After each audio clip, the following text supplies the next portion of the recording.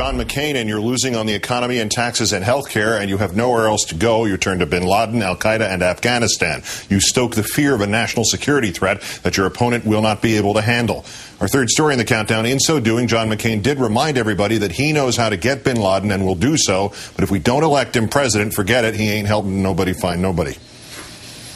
After a closed-door so-called National Security Roundtable in Tampa, convened by his campaign, Senator McCain, flanked by the hand-picked panelists who took part, used some of his most aggressive language to date, delivering remarks questioning Obama's experience with the role of commander-in-chief, criticizing his voting record, and, curiously, projecting what America would be like were Obama to win.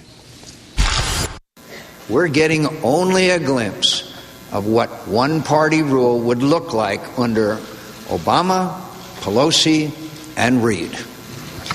Apparently, it starts with lowering our defenses and raising our taxes.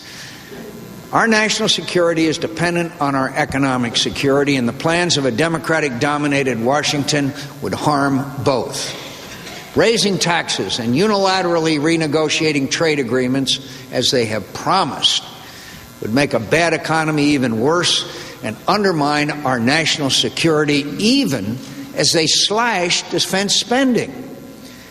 At least when European nations chose the path of higher taxes and cutting defense, they knew that their security would still be guaranteed by America.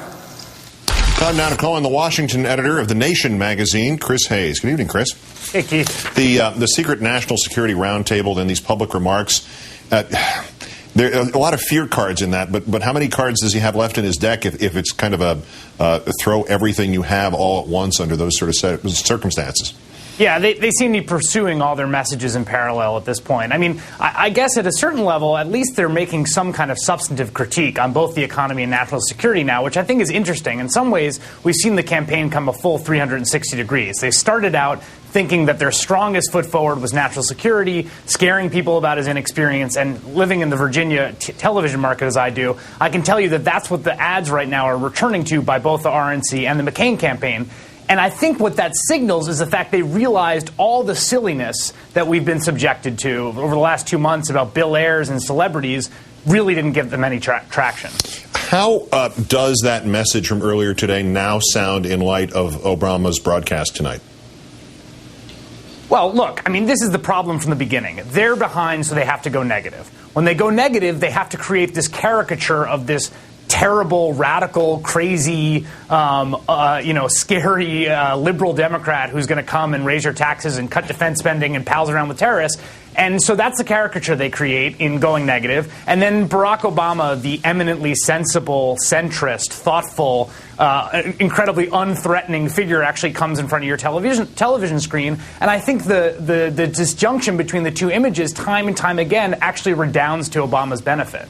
And there was something odd about some of this in there about the Democratic domination of Washington. McCain began to sound like he's one of those Republicans who are saying, let's focus on Congress.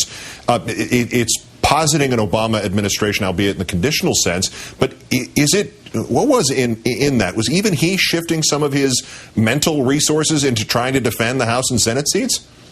I don't know about that. I do think that the kind of last gambit is to warn people about this one-party rule line, which they've been trotting out recently. And I think it's one of these things that's it's sort of a bank shot. I mean, it's a little too process-heavy. I think, and it's circular in nature. What they're saying is if you elect all these Democrats, then Democrats are going to run the country. But from what we can tell, that's exactly what the American people want right now.